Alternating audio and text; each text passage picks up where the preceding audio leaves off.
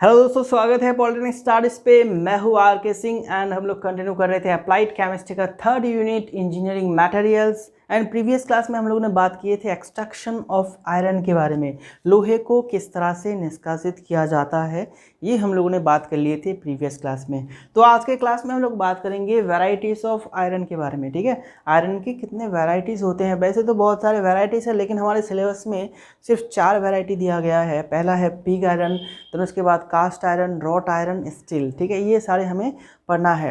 Okay, तो variety में हम लोग क्या क्या पढ़ने वाले हैं। पहला है pig iron, pig iron.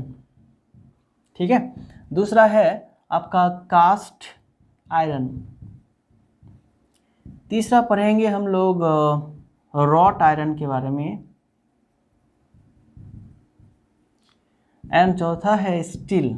Steel actually iron का एलॉय होता है, लेकिन इसको हम लोग आयरन के वेराइटीज़ में स्टडी करेंगे। ओके, तो ये चारों के बारे में हम लोग पढ़ने वाले हैं। एंड आज के क्लास में हम लोग सिर्फ इन तीनों को लेकर डिस्कस करेंगे, ये तीनों को लेकर डिस्कस करेंगे। स्टील को हम लोग नेक्स्ट क्लास में डिस्कस करेंगे। ठीक है, एंड आज का क्लास जो है दोस्तों, वो पूरा थ्योरेटिकल क्लास है, जिसमें सिर्फ आपको नोट लिखना है। एंड मैं बोर्ड पे नहीं लिखूंगा, क्योंकि बोर्ड में लिखने जाऊंगा तो फिर बहुत ही ज़्यादा टाइम लगेगा एंड हमारे पास उतना टाइम नहीं है। एंड एक और बात है, आप लोग लंबे क्लास देखते भी नहीं हैं। ठीक है ना, तो क्लास को मैं चाहता हूँ कि जितना छोटा किया जाए, क्योंकि थियोरेटिकल क्लास है, तो मैं फटाफट से आपके स्क्रीन पे दिखा दूंगा कि क्या क्या लिखना है आपको। एंड उन्हीं सब चीज़ों को हम लोग डिस्कस करेंगे। ठीक है, चलो बात करते हैं। पहला type that is pig iron. आपके स्क्रीन पे शो हो रहा होगा पिग आयरन। कहा गया है pig iron is obtained from blast furnace. ठीक है, तो पिग आयरन कहाँ से मिलता है दोस्तों? ब्लास्ट फार्नेस से।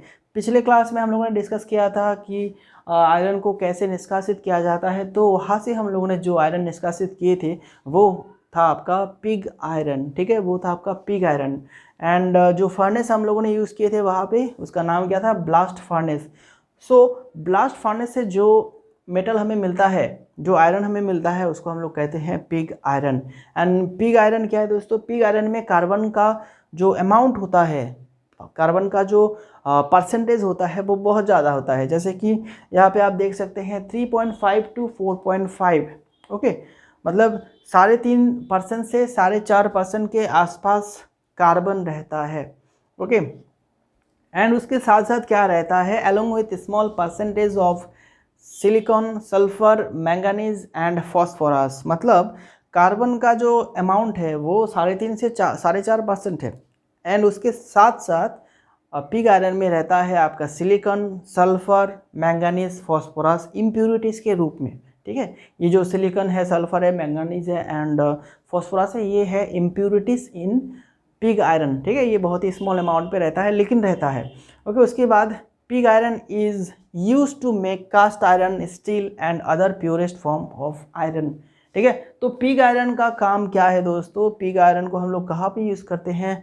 सिर्फ और सिर्फ जो बाकी फॉर्म है, इसे बनाने के लिए हम लोग पिग आयरन का यूज़ करते हैं। Pig iron is use to make cast iron, wrought iron, steel and other form of iron. Okay, pig iron का यही यूज़ है बस। ओके दोस्तों, चलो, तो ये हो गया पिग आयरन के बारे में। फटाफट से इसको लिख डालो, क्योंकि ये सारी चीज़ें मैं जो लिखा रहा हूँ बहुत ही इंपॉर्टेंट चीज़ें हैं।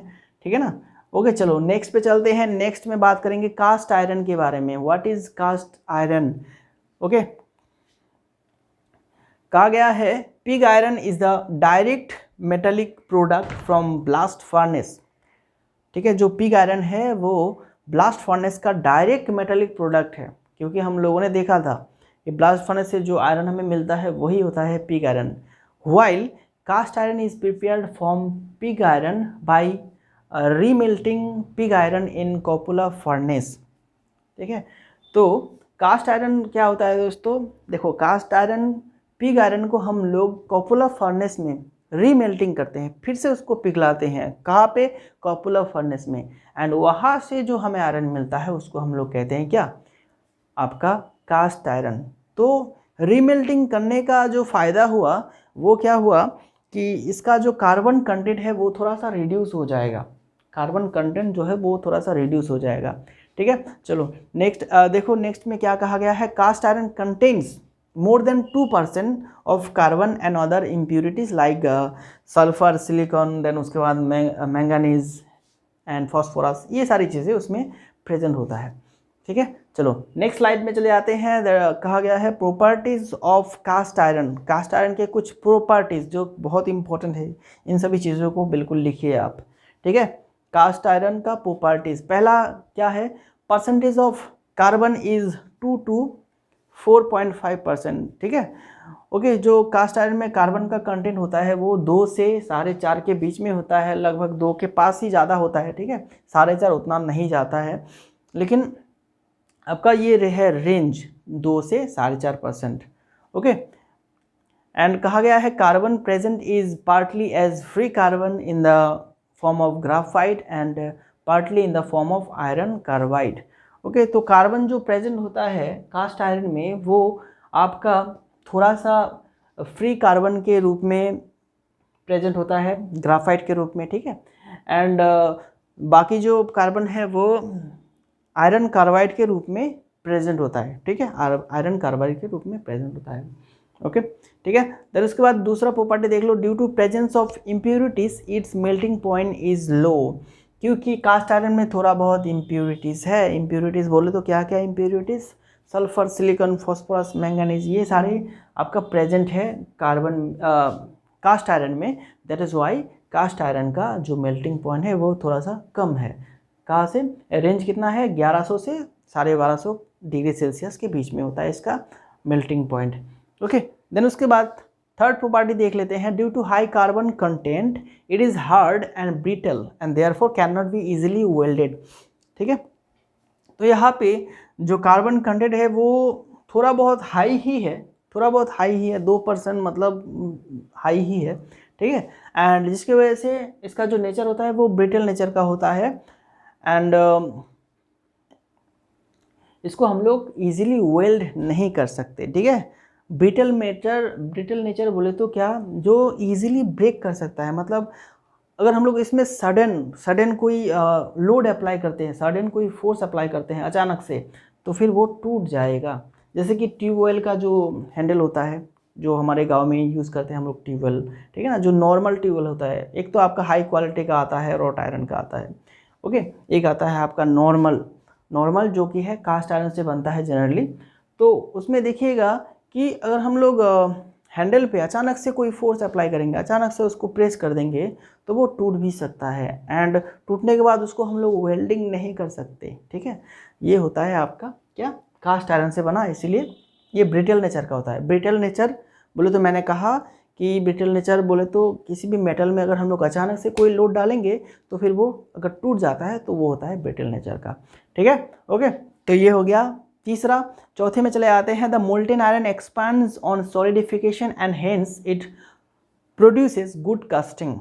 मतलब क्या है कि कास्ट आयरन को अगर हम लोग पिघला देते हैं उसको, उसके बाद हम लोग उसको ठंडा करके अगर सॉलिड में बनाते हैं, ठीक है, तो उसका जो वॉल्यूम है वो थोड़ा सा इंक्रीज हो जाता है। मोल्टेन स्टेट में उसका जितना वॉल्यूम रहता है, पिघला हुआ अवस्था में जितना उसका वॉल्यूम रहता है, ओके, अगर वो सॉलिड बन जाए तो फिर उसका वॉल्यूम जो है थोड़ा सा इंक्रीज होता है। दैट इज़ वाई ये आपका कास्टिंग के लिए बहुत अच्छा है। ठीक है, कास्टिंग, ठीक है ना, एंड क्योंकि इस आयरन को हम लोग जनरली कास्टिंग के लिए ही यूज़ करते हैं। ठीक है, इसीलिए इसका नाम ही हो गया है कास्ट आयरन। ठीक है, ज़्यादातर इसको कास्टिंग के लिए यूज़ किया जाता है। अब कास्टिंग क्या है आप ये मत पूछिए। कास्टिंग देखो, कास्टिंग कुछ इस तरह का होता है। एक तो आपका छाछ होता है, मोल्ड, जिसको हम लोग मोल्ड कहते हैं, वो छाछ होता है। उसके ऊपर हम लोग पिघला हुआ आयरन डालेंगे, देन वो क्या करेगा, आयरन, वो पिघला हुआ लोहा वो पूरे मोल्ड पे फैल जाएगा, एंड मोल्ड का जो शेप होगा उसी को वो क्या करता है, उसी को वो पा लेता है। ठीक है, जैसे कि देखो यहाँ पे एक हम लोगों ने मोल्ड डाले हैं, कुछ इस तरह का मोल्ड। ये हमारा एक आपका क्या है, एक बर्तन है। ठीक है, इसमें हम लोगों ने ऐसे मिट्टी डाले हैं। मिट्टी डालने के बाद यहाँ पे हम लोगों ने एक छाछ बनाए हैं, बिल्कुल इस तरह सा। ठीक है, इस तरह का हम लोगों ने एक छाछ बनाए हैं। ये क्या बना दिया मैंने, चलो कुछ ढंग का चीज़ बनाते हैं।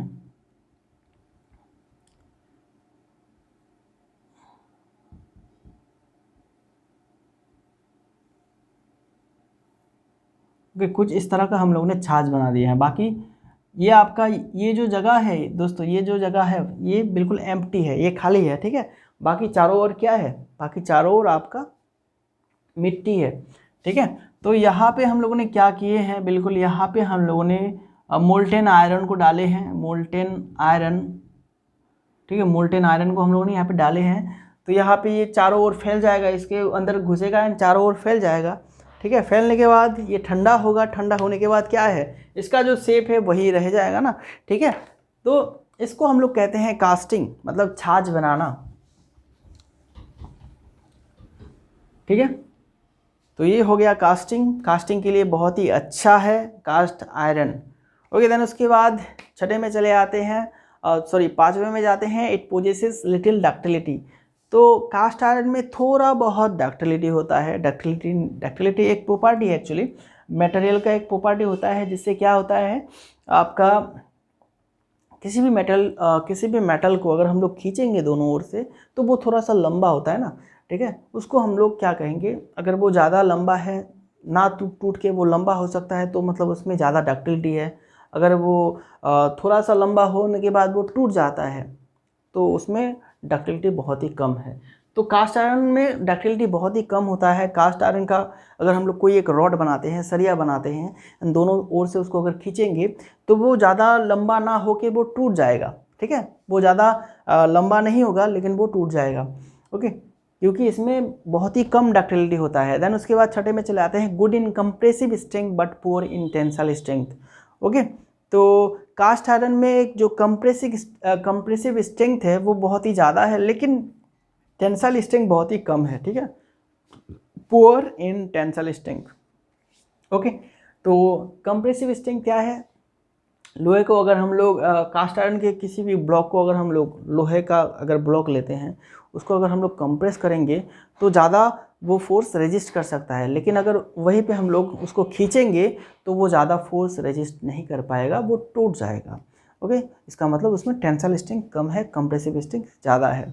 चलो अभी बात करते हैं नेक्स्ट स्लाइड पे, uses of cast iron. Cast iron को हम लोग कहाँ कहाँ पे यूज़ करते हैं। It is uses for small casting. छोटे छोटे कास्टिंग के लिए हम लोग कास्ट आयरन ही यूज़ करते हैं। एंड जैसे कि रेलिंग के लिए हम लोग बनाते हैं क्या, यूज़ करते हैं क्या, कास्ट आयरन। देन उसके बाद hot water pipes, okay, electric poles में हम लोग कास्ट आयरन का यूज़ करते हैं। एंड देन उसके बाद बुनसन बर्नर बेसेस, ओके, एंड हमारे घर में जो ओवन हम लोग यूज़ करते हैं, गैस स्टोव, ठीक है, उसके ऊपर एक लोहे का एक सपोर्ट रहता है जिसके ऊपर हम लोग हमारे चीज़ों को, सॉरी, हमारे जो बर्तन है उसको बैठाते हैं ना, ठीक है। वो लोहे का जो सपोर्ट होता है वो भी कास्ट आयरन का होता है, okay. And many other purposes, ठीक है, एंड बहुत सारे अदर कामों के लिए हम लोग यूज़ करते हैं, ठीक है। वेयर स्ट्रेन इन मिनिमम, ठीक है, वेयर जहाँ पे क्या है स्ट्रेन जो है वो मिनिमम होता है, उसी सब जगह पे हम लोग क्या यूज़ करते हैं, कास्ट आयरन यूज़ करते हैं। Steel and wrought iron are manufactured from cast iron. तो कास्ट आयरन से हम लोग क्या बनाते हैं, स्टील एंड रॉट आयरन को मैन्युफैक्चर करते हैं। तो ये हो गया uses of cast iron.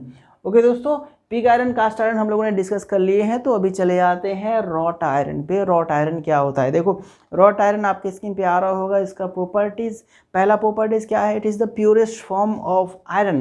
It is the purest form of iron and contain minimum amount of carbon less than 0.15%, ठीक है। तो रॉट आयरन आयरन का सबसे प्योरेस्ट फॉर्म होता है क्योंकि यहाँ पे कार्बन का जो कंटेंट है वो बहुत ही कम है। यहाँ पे देखो इसका कार्बन अमाउंट कितना है, लेस देन 0.15%, मतलब 0.15% से भी कम कार्बन यहाँ पे होता है, ओके। दूसरा देखो, it is extremely tough and melt at about 1500 degree Celsius, okay. ये जो रॉट आयरन है दोस्तों ये बहुत ही टफ होता है, बहुत ही स्ट्रॉन्ग होता है एंड इसका जो मेल्टिंग पॉइंट है ये पिघलता है 1500 डिग्री सेल्सियस में, ठीक है। तीसरा देख लेते हैं, it is highly malleable and ductile, ठीक है। मेलिएबल एंड डक्टाइल का क्या अर्थ है यहाँ पे कि ये कंप्रेशन भी ज़्यादा सह सकता है एंड टेंशन भी ज़्यादा सह सकता है। इसमें अगर हम लोग कंप्रेशन डालेंगे, इसको प्रेस करेंगे तो भी ये सह सकता है बहुत ज़्यादा, ये ब्रेक जल्दी से नहीं होगा, बहुत ही ज़्यादा कंप्रेशन ये सह सकेगा। एंड उसके डक्टाइल बोले तो यहाँ पे टेंसाइल, ठीक है, अगर हम लोग टेंसाइल फोर्स अप्लाई करते हैं, दोनों तरफ से इसको खींचते हैं रॉट आयरन के किसी भी सरिया को, तो वो थोड़ा सा लंबा होगा लेकिन आसानी से टूटेगा नहीं, दैट इज़ कॉल्ड डक्टाइल। तो इसमें मेलिएबिलिटी एंड डक्टिलिटी बहुत ही अच्छा होता है। ओके, देन उसके बाद चौथे में चले आते हैं, due to presence of about 1% slag it has fibrous structure and then thus it can withstand unusual stresses। तो आप बस ये याद रखिएगा कि इसमें 1% स्लैग होने की वजह से ये आपका अनयूजुअल स्ट्रेसेस, अचानक से अगर कोई लोड या फिर फोर्स रॉट आयरन पे लगता है तो वो उसको सह सकता है। अचानक से लोड लगने से वो टूटेगा नहीं, वो उसको सह जाएगा, ठीक है। ये होता है आपका रॉट आयरन पे। पांचवा देख लेते हैं, it can not be tempered, तो इसको टेम्पर्ड नहीं किया जा सकता है, ठीक है। ओके, चलो अब बात करते हैं यूजेस ऑफ रॉट आयरन। तो नेक्स्ट स्लाइड आपको दिख रहा होगा, यूजेस ऑफ रॉट आयरन क्या है। पहला है for the manufacture of articles that can withstand sudden stresses, जैसे कि चेन, नेल, हुक्स, बोल्ट्स। तो वो सारी चीज़ें बनाने के लिए हम लोग रॉट आयरन यूज़ करते हैं जिसमें सडन स्ट्रेसेस अप्लाई होते हैं, अचानक से लोड अप्लाई होते हैं। उस तरह के चीज़ों को बनाने के लिए हम लोग क्या करते हैं, रॉट आयरन का यूज़ करते हैं, ठीक है। देखो दूसरा है for the manufacture of electromagnets and agricultural implements. तो क्या है कि इलेक्ट्रोमैग्नेट बनाने के लिए हम लोग रॉट आयरन का इस्तेमाल करते हैं, एंड एग्रीकल्चरल इम्प्लीमेंट, खेती बाड़ी में जितने भी हम लोग चीज़ें इस्तेमाल करते हैं उसको भी रॉट आयरन से बनाया जाता है, ठीक है। ओके, तो उसके बाद for making bars and wires, तो लोहे का जो सरिया होता है जो कि हम लोग बिल्डिंग में यूज़ करते हैं या फिर दूसरे जगह पे यूज़ करते हैं, लोहे का सरिया वो रॉट आयरन से बना होता है, एंड लोहे का जितने भी तार है दोस्तों वो रॉट आयरन से बनाया जाता है, ठीक है। ओके, चलो ये हो गया हमारा uses of wrought iron. Okay, चलो अभी बात करते हैं manufacturing of rot iron. Steel को हम लोग नेक्स्ट क्लास में डिस्कस करेंगे, ठीक है। स्टील के बारे में थोड़ा बहुत हमें जानना है, इसलिए हम लोग स्टील को नेक्स्ट क्लास में डिस्कस करेंगे। फिलहाल रॉट आयरन का मैन्युफैक्चरिंग देख लेते हैं, वो इतना ज़्यादा इंपॉर्टेंट नहीं है मैन्युफैक्चरिंग, बट फिर भी हम लोग देख लेते हैं। अगर आपको लिखना होता है अगर आप लिखना चाहते हैं तो इसको लिख सकते हैं, ठीक है। अगर नहीं लिखना चाहते हैं तो फिर एक बार देख लीजिए फटाफट से, लेकिन बाकी चीज़ें इसका मैन्युफैक्चरिंग इसको छोड़ के बाकी चीज़ें जो मैंने अभी दिखाई हैं आपको, समझाई हैं आपको, वो सभी आप लिखिएगा, ठीक है। ओके, चलो मैन्युफैक्चरिंग ऑफ रॉट आयरन, देखो स्क्रीन पे दिख रहा होगा आपको, कहा गया है wrought iron is manufactured from cast iron in A special type of reverberatory furnace called puddling furnace, ठीक है, कॉल्ड पडिंग फर्नेस। देखो रॉट आयरन को हम लोग कास्ट आयरन से बनाते हैं एंड एक special type of reverberatory furnace का यूज़ करते हैं इसको बनाने के लिए, जिसका नाम है puddling furnace. Okay, the hearth of which is lined with hematite ore. तो जो पडिंग फर्नेस होता है उसका जो हार्ट होता है, ठीक है, तो मैंने आपको बताया था कि कौन सा बेस होता है कौन सा हार्ट होता है, वो आपको ब्लास्ट फर्नेस में मैंने दिखाया था। तो जो हार्ट पोर्शन होता है उसमें हम लोगों ने क्या किए हैं, उसमें हम लोगों ने क्या करना है, जो हेमाटाइट ओर है, ठीक है, उसका एक लेयर बनाना है, उसको लाइन करना है, लेयर बनाना है, मतलब उसको अंदर से पूरा जो फर्नेस है उसको अंदर से लेप देना है। किससे लेप देना है, हेमाटाइट ओर से, ठीक है। And the impurities of pig iron are rapidly oxidised by oxygen of haematite lining. Oxide of carbon sulphur being volatile escape while those manganese, silicon and phosphorus from slag.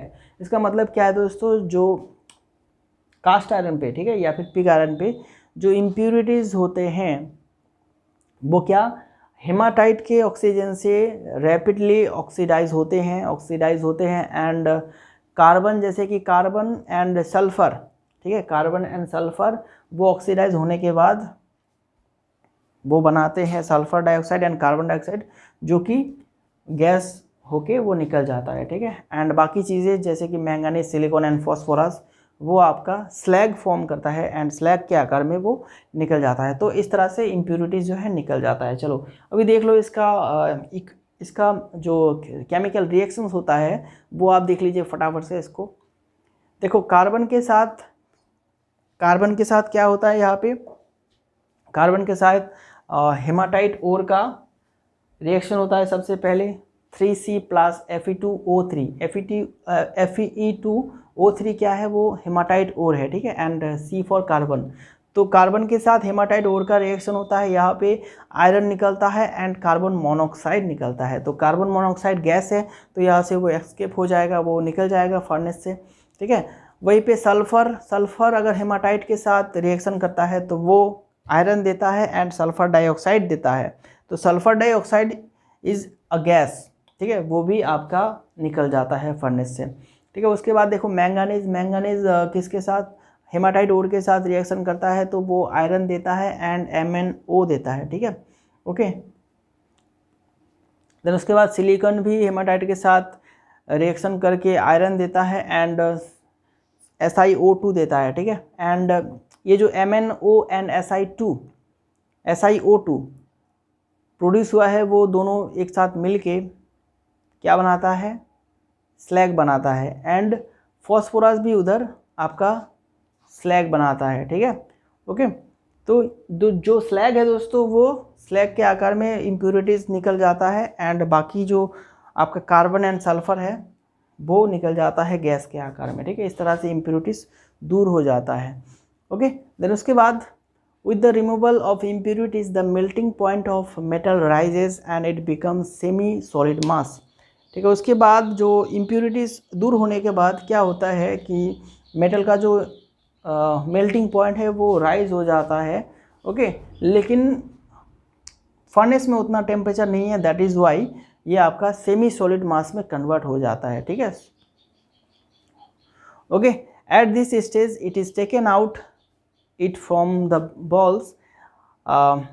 These balls are under steam hammers to squeeze out as much of slag as possible.